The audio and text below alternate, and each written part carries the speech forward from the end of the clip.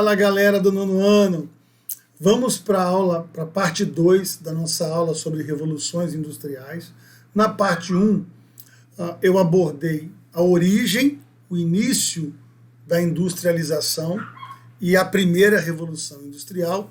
E agora, na parte 2, a gente aborda a segunda e terceira revolução industrial e as consequências ambientais e culturais. Então vamos lá, galera. Olha só, segunda revolução industrial nada mais é do que um desdobramento da primeira. As inovações, as invenções tecnológicas da humanidade, elas estão em constante mutação, em constante transformações. Então, todas aquelas invenções e inovações que caracterizaram a primeira revolução industrial, elas não pararam, elas não cessaram, elas continuaram. E todas essas constantes inovações, mudanças, elas resultarão, 100 anos depois da primeira, naquilo que se convencionou chamar como segunda revolução industrial. Onde? Deixa eu pegar minha canetinha aqui, ó. Eu sempre gosto de usar a canetinha, só um minutinho. Onde? Nos Estados Unidos, na Alemanha, na França e no Japão.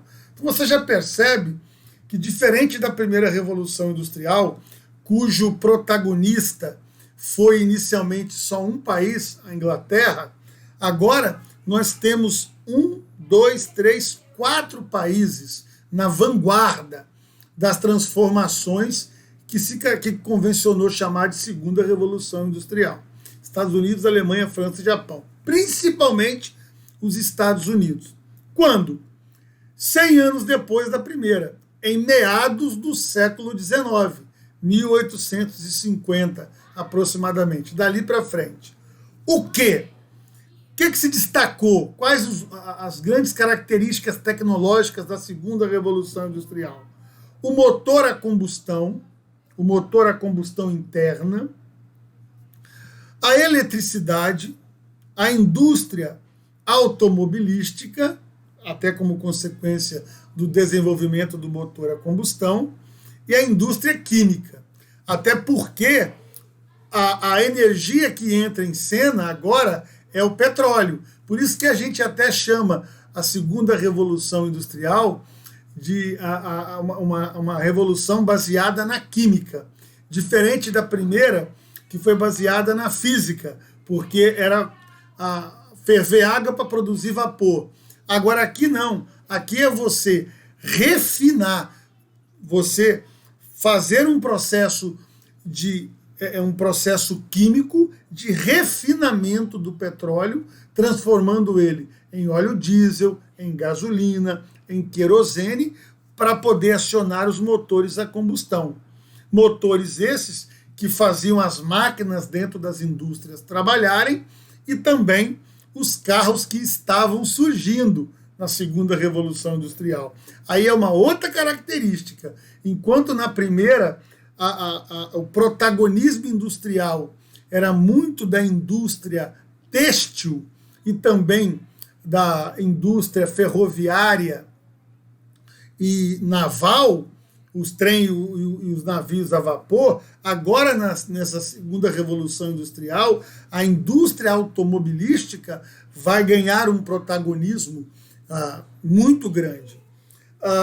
Fatos marcantes, pessoal, da segunda revolução industrial.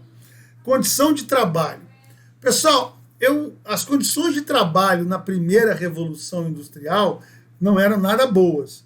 Lá na primeira revolução industrial, os operários nas fábricas chegavam a trabalhar 16, 18 horas ininterruptas. Mulheres e crianças, idem lá nas fábricas, no chão da fábrica. Isso lá no século XVIII, 1750, 1770. Ou seja, as condições de trabalho eram péssimas, extremamente precárias. Na segunda, a situação não vai mudar muito. Vai ficar um pouquinho menos pior. Mas as condições de trabalho são muito, muito pesadas. O modelo de produção vai ser chamado fordista. Aqui é muito importante, galera. Falar da segunda revolução industrial é obrigatoriamente falar do Fordismo e do Taylorismo, né? O que é isso, galera? Henry Ford, olha o nome do cara, Henry Ford, foi um visionário, um grande industrial norte-americano que no final do século XIX e início do século XX coloca em prática, dentro da sua indústria de automóveis, coloca em prática uma linha de produção idealizada por esse cara aqui, chamado Taylor. O Ford era um industrial, dono da fábrica de automóveis. O Taylor era um engenheiro recém-saído da faculdade, com ideias assim inovadoras, que o Ford percebeu. E o Ford colocou em prática, dentro da fábrica dele, essas ideias da organização produtiva, de como deve ser a produção no chão de uma fábrica. E essas ideias ficaram conhecidas na história como Taylorismo.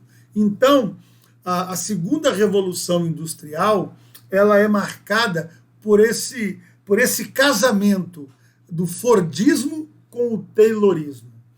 Em síntese, pessoal, quais eram as ideias de Taylor? Primeira coisa, dentro de uma fábrica é preciso separar o trabalho de quem cria e o trabalho de quem executa.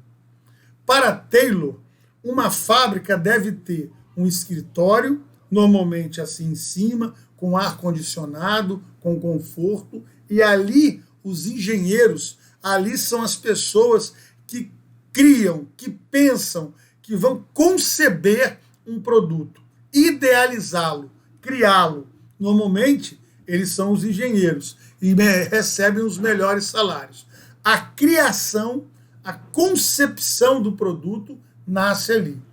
E no chão da fábrica, lá embaixo, vai estar o trabalhador sem instrução, braçal, para executar apenas o que foi criado e pensado lá em cima no escritório. Então, uma das grandes características do Taylorismo é a separação do trabalho de criação do trabalho de execução.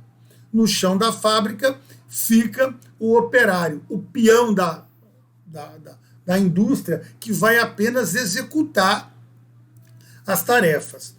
Uma outra característica do Taylorismo é que cada trabalhador da fábrica ele se especializa em uma única etapa do processo de produção.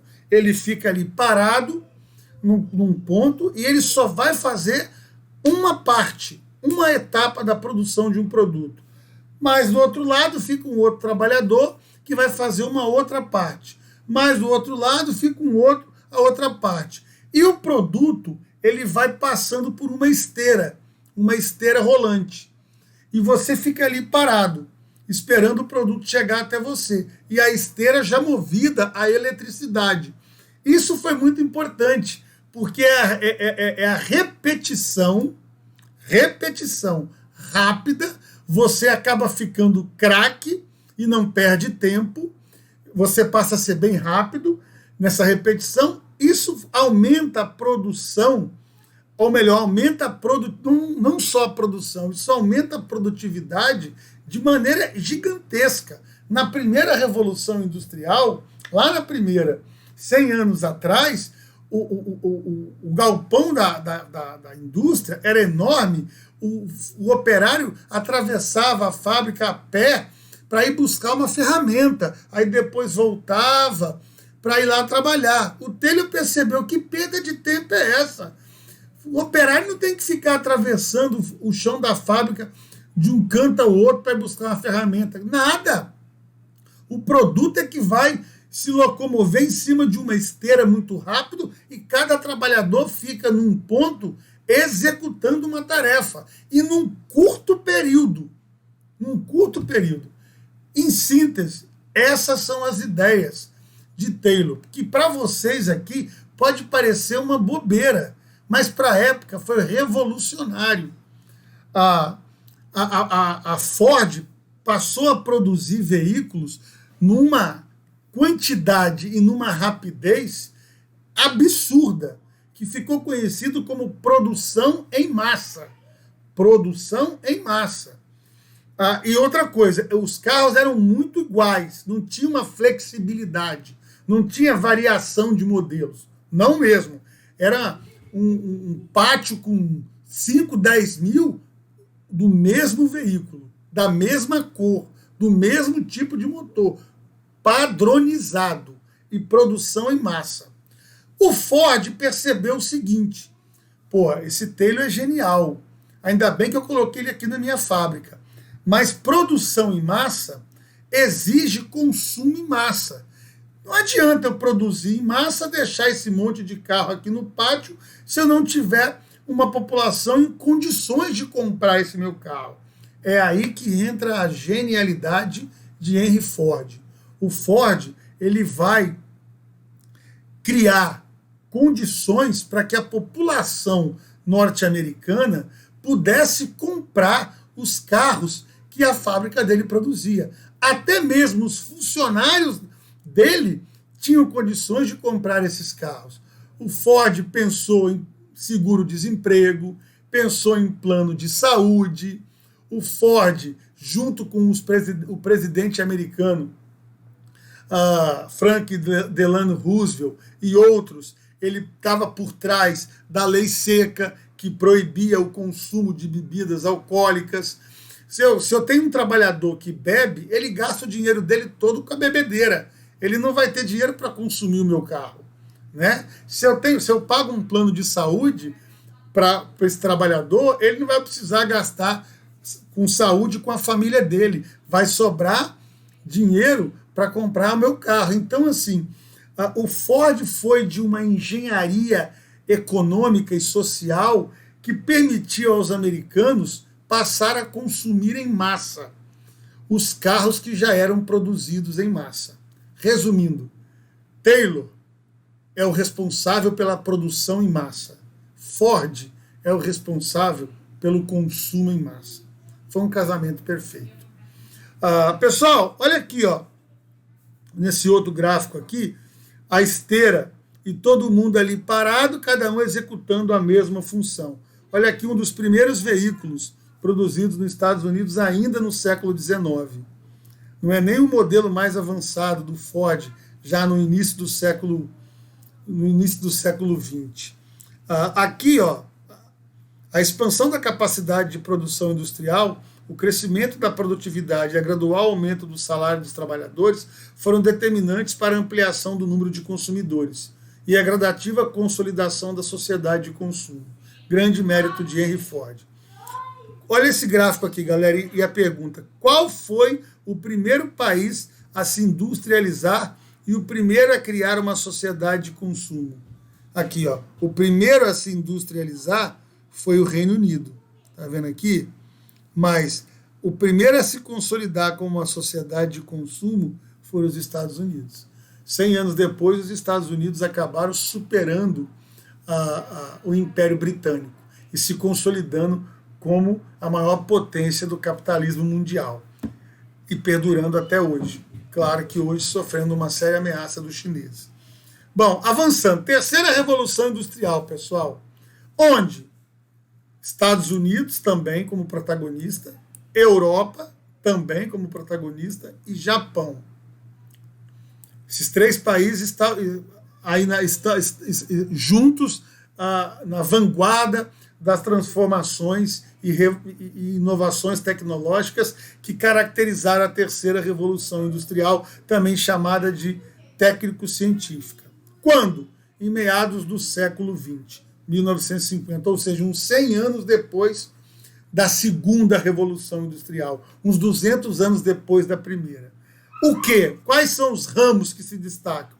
Robótica, biotecnologia, aeroespacial, informática, eletrônica, química fina e etc. Robótica, pessoal, os robôs que são muito fortes, começaram muito no Japão. O Japão foi um pioneiro na utilização de robôs dentro das fábricas, a biotecnologia, que é a engenharia genética, a biotecnologia, primeiro, na agropecuária, né, na seleção de sementes, nos transgênicos, no melhoramento genético de cultivos vegetais e também na biotecnologia, na genética também humana, mas no início era para aumentar a produção de alimentos, era voltado para o meio vegetal. A indústria aeroespacial, nós estávamos vivendo nessa época a Guerra Fria e os Estados Unidos e a União Soviética numa corrida aeroespacial assim, muito, mas muito mesmo forte, foguetes, satélites, aviões. A informática estava começando, eletrônica, a química fina, ou seja, o processamento foi se aperfeiçoando, o refino do petróleo e outros produtos químicos para a produção de baterias, enfim, e de medicamentos também, indústria farmacêutica. A energia, eletricidade e petróleo, que já estavam na segunda e agora se consolidam. Uma outra coisa importante, pessoal, é que a segunda revolução industrial, que eu acabei de falar para vocês, a indústria não precisava mais estar na beirada de um rio ou próximo a uma reserva de carvão, como na primeira. Porque agora, na segunda revolução industrial, o petróleo e a eletricidade já entraram em cena, como aqui na terceira. Então as indústrias, elas passam a ter mobilidade. Elas não dependem de ficar perto de um rio ou de uma reserva de carvão mineral. Absolutamente. Basta que haja uma infraestrutura, uma rede de energia elétrica ou uma rede de tubulações que permitem o fluxo de combustível, que a indústria se instala em qualquer lugar. Então elas passam a ter mobilidade. Tá? Fatos marcantes, pessoal. O avanço tecnológico da produção. Enquanto que a segunda revolução industrial ficou conhecida como Fordismo, a terceira revolução industrial vai ser conhecida como Toyotismo, porque a Toyota, empresa japonesa, ela acabou assumindo o protagonismo de muitas transformações no modelo produtivo. Muitas inovações dentro de uma fábrica foram promovidas pela Toyota. Primeiro, por isso a gente costuma chamar a terceira revolução industrial de a revolução toyotista, porque a Toyota foi pioneira, diferente da segunda, em que a Ford foi a pioneira. E quais são essas transformações? Por exemplo, just in time, estoque zero, atraso zero, automoção das máquinas, controle de qualidade, polivalência. Vou explicar isso. Lembra lá na segunda revolução industrial, a esteira rolante? O trabalhador parado, executando uma única tarefa? Pois é, na fábrica da Toyota não era assim. Na fábrica da Toyota, a produção se dá em células. Cada célula tem uma equipe trabalhando em conjunto na construção de um veículo. E aquela equipe, o indivíduo, ele não manja de uma só tarefa, ele manja de várias. Por isso, a expressão polivalente. Então você precisa, diferente da segunda revolução e da primeira, que os trabalhadores eram ignorantes, não tinha muito estudo, a mão de obra era desqualificada. Aqui na terceira revolução industrial, no modelo toyotista, vai exigir um trabalhador, uma mão de obra qualificada, polivalente. Ele tem que manjar de várias etapas da produção do veículo e também saber trabalhar em equipe. Isso foi muito importante. Inclusive, o que é o just in time? Ajustar o tempo. No Fordismo, você produzia 5, 10, 15 mil veículos e botava no pátio. Ele ficava ali parado no pátio, esperando para ser consumido. No modelo toyotista, é totalmente diferente. Estoque zero. eu não vou trabalhar com estoque. Eu vou fazer o just in time. O que é isso? Eu vou ajustar a minha produção ao ritmo de consumo. Se tiver uma procura grande por veículo, eu aumento a produção na fábrica. Se diminuir a procura pelos veículos, eu diminuo a produção na fábrica, mas eu não trabalho com estoque. É um modelo de produção mais sustentável e mais, assim, digamos, mais condizente com a realidade geográfica do Japão. Nós estamos falando de um arquipélago. O Japão é um arquipélago. É um país minúsculo comparado com os Estados Unidos. A produção em massa, característica do fordismo norte-americano, é incompatível com um território tão diminuto que é o território do Japão, que é um arquipélago. Então, os japoneses idealizaram um modelo produtivo muito mais racional, né? Em que a produção ela ia no ritmo do consumo. Atraso zero, sem atrasar, automoção das máquinas, aqui, ó. Aqui, no toyotismo, você já não vê como no fordismo a esteira com um monte de trabalhadores. Você vê agora os braços mecânicos comandados por computadores. São braços mecânicos comandados por computadores. Você quase não vê funcionário aqui mais. Qual a vantagem disso? Os erros na produção são mínimos. A qualidade do produto, olha aqui, ó, controle de qualidade, CCK, Círculo de Controle de Qualidade, é enorme. Até hoje, os veículos da Toyota, eles têm um prestígio de que quase não quebram. E é verdade. O controle de qualidade é algo levado muito, mas muito a sério pela Toyota e acabou sendo copiado pelos concorrentes. E muito disso se deve à própria automoção, os braços mecânicos comandados por computadores, né?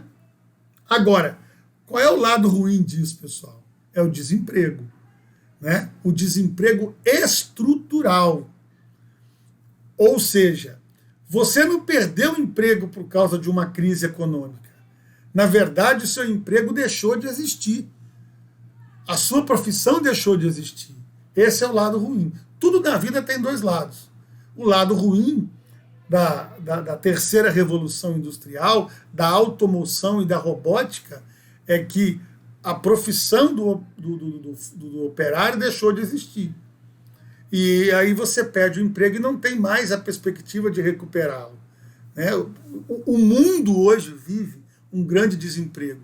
Muito fruto da pandemia do coronavírus, sim, mas também fruto do desemprego estrutural, de robôs, de automoção, que faz o trabalho que antes dezenas de funcionários faziam. Você vai numa lavoura de soja, hoje no centro-oeste, no Mato Grosso, aqui em Rondônia mesmo, você vê uma colhedeira gigantesca fazendo toda a colheita da soja, onde antes eram 100 trabalhadores. Eram 100. Você não tem nenhum. Você só tem um dentro da máquina, operando a máquina, né? Para terminar isso aqui, pessoal, novo modelo de produção e distribuição de mercadorias envolve cada vez mais ciência, ou seja, a terceira revolução industrial, as inovações tecnológicas, robótica, biotecnologia, aeroespacial, informática, elas estão cada vez mais vinculadas à ciência. Agora, as invenções, elas não são mais fruto de um inventor, de uma pessoa. Agora, os produtos são desenvolvidos nas universidades, nos grandes centros de pesquisa. Aqui, ó, dispersão da produção e do consumo pelo mundo. Agora, na terceira revolução industrial, as empresas vão se dispersar pelo mundo. As multinacionais vão passar a se chamar transnacionais. Por que isso? Porque uma fábrica, ela se reparte em vários fragmentos em diferentes cantos do mundo. E cada canto do mundo vai fabricar uma etapa do produto. Por exemplo, aqui em Manaus tem fábrica de moto. Só que as peças da moto vêm de diferentes países. Então, em diferentes países se produz diferentes partes da moto. E aqui em Manaus é a montagem final. Então, você fala assim, qual é a pátria, qual é a nacionalidade dessa moto? Cara, não tem. Cada parte dela foi fabricada num país diferente. Por isso, a palavra transnacional. Entenderam? Avanços tecnológicos e redução dos custos de transporte internacional. Ao mesmo tempo que a indústria foi se aperfeiçoando, foi inovando, os transportes também. Passou a existir cada vez navios maiores, e que transportam 20, não sei quantos mil contêineres de uma vez só. Então, quanto maior o navio e a capacidade de carga dele transportar, mais barateia. Galera, vocês estão falando com o professor, tá vendo essa boina aqui? Eu comprei essa boina aqui na internet. Comprei pelo AliExpress da China. Essa boina saiu da China, passou pela Suécia, eu fui acompanhando o rastreamento, passou pela Suécia, da Suécia veio para o Brasil e chegou aqui.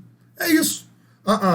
Os meios de transporte, eles ficaram cada vez maiores, com a capacidade de transportar cada vez mais cargas, e isso acabou barateando, né, reduzindo o custo do transporte. E a terceira revolução industrial criou uma nova geografia das indústrias, a chamada tecnopolos. Como as indústrias hoje estão cada vez mais impregnadas de ciência, cada vez mais o desenvolvimento de novas tecnologias proliferam dentro das universidades, o que essas indústrias de alta tecnologia fazem? Vão se instalar próximo das maiores universidades do mundo. É o que nós chamamos de tecnopolos, cidades tecnológicas. Aqui no Brasil isso não é muito forte, mas nos Estados Unidos, no Japão, na Europa isso é muito forte. Na França, grandes indústrias que se instalam ao longo da Universidade de Sorbonne, na Inglaterra, ao longo da Universidade de Oxford. As indústrias as grandes fábricas de alta tecnologia estão ali, próximo a essas grandes universidades. E o mais importante e famoso tecnopolo do mundo é o Vale do Silício, na Califórnia, nos Estados Unidos. É lá que está Facebook, IBM, Apple, e todas as outras empresas aí norte-americanas de alta tecnologia que vocês conhecem, estão tudo lá no Vale do Silício, no entorno dessas grandes universidades que geram e desenvolvem novos equipamentos e novas tecnologias. Por isso que nós chamamos tecnopolos. Polos é cidade, cidade tecnológica. Pessoal, e as mudanças ambientais e culturais provocadas pela sociedade de consumo? Vivemos num mundo onde já aconteceram 3 grandes revoluções industriais. Estamos vivendo, nesse momento, a 4ª revolução industrial. Vamos detalhar isso melhor numa outra aula. E o que é a industrialização? Nada mais é do que o processo de modernização da produção. Nada mais que isso. Mas isso tem um ônus. Isso não tem só bônus. Como eu disse já em aulas há minutos atrás, tudo tem um custo. Tudo tem ônus e bônus, prós e contras. Né? Então, as grandes transformações do espaço geográfico, a primeira revolução industrial produziu a metrópole, a segunda revolução industrial e a terceira produziram a megalópole e as megacidades. Né? A demanda é cada vez maior por insumos e matérias-primas, pressionamos o planeta cada vez mais, retirando dele matéria-prima, mineral, vegetal, né? Numa velocidade muito grande, que não dá tempo do próprio planeta repor os estoques. Provocamos muito impacto ambiental, muita degradação do solo, o estímulo ao consumismo e à obsolescência programada. O que é isso, obsolescência programada? A gente inventa, a Samsung lança agora um celular, hoje. Ela lançou hoje um celular. Você não sabe, nós não sabemos, mas a Samsung ela já tem um celular mais avançado do que esse que ela está lançando hoje. Ela espera 6 meses e lança esse outro. Aí você pega e descarta esse que você comprou há 6 meses, mas você vai e compra o outro, que é mais avançado. Isso é um absurdo, gente. Isso é um consumismo desenfreado, desnecessário. Isso é que chama obsolescência programada. A obsolescência vem de obsoleto. A indústria tecnológica, ela trabalha para que um produto se torne obsoleto o mais rápido possível, para que você vá comprar um outro mais avançado logo e descarte aquele dali. E isso vai realimentando esse ciclo produtivo que demanda mais e mais com matéria-prima e que produz mais e mais resíduos, lixo. É um modelo produtivo insustentável. Insustentável. O planeta já está entrando em colapso por conta de tanto lixo e de tanta extração de recursos minerais, né? E aí também tem o desemprego estrutural, que eu já falei para vocês o que é. A poluição atmosférica, a poluição sonora, a contaminação dos solos, que eu já falei, a contaminação do lençol freático, dos rios, dos oceanos. Enfim, esses pontos aqui eu já falei para vocês. Vocês do 9º ano já estão cansados de entender. E também, pessoal, a indústria alimentícia nos incentiva cada vez mais a consumir produtos industrializados, processados e não produtos naturais, o que contribui para o sobrepeso, para a obesidade, para a diabetes, para a hipertensão, para a depressão e para o estresse. Depressão e estresse é provocado muito pelo desemprego estrutural, né? Milhões e milhões de desempregados pelo mundo sem perspectiva de arrumar um emprego.